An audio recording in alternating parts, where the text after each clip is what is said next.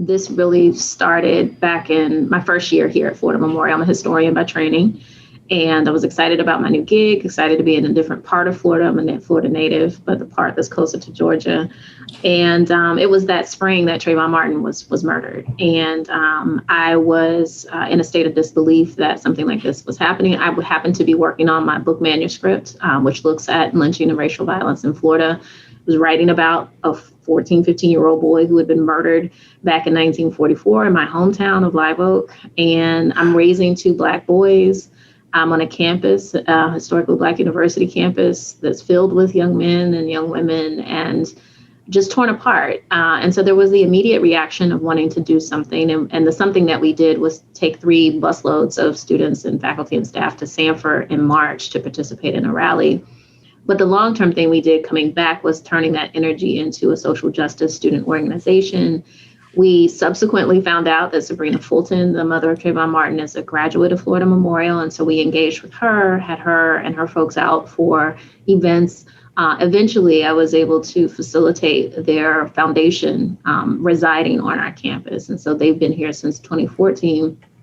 But in the midst of all that work and thinking about social justice, we brought the Dream Defenders here. We've had different leaders and folks here to help engage our students and to help be a part of all of this. I kept thinking about that there was more that we could do. I know myself as a researcher, my skills as a writer, my colleagues who are doing brilliant work. The persistent thought for me was, what if we could fully engage our faculty in supporting the issues that led to the murder of Trayvon Martin and undoing them. And that's where the idea for the Social Justice Institute came from. So this has been in my head and on paper for the last 5-6 years. And it's with this administration, with Dr. Japheth Hardrick, us looking as an institution as to what our response would be last year.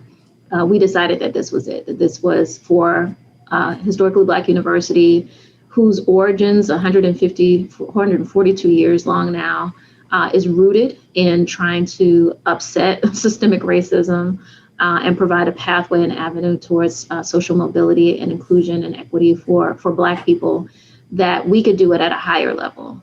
And so that really is our wager, that the Social Justice Institute will be about making systemic change, policy change through research, as well as being a solutions-focused think tank, and be of service to this community. And I really see it as both a platform and an engine for existing grassroots, especially social justice agencies, but also doing the long-term and very impactful work of training our students to make sure that they have an understanding, a racial equity lens of what the society, the factors that have been collided and creating the society that we have today, but also their leadership and how they can become change agents in whatever field of endeavor that they choose.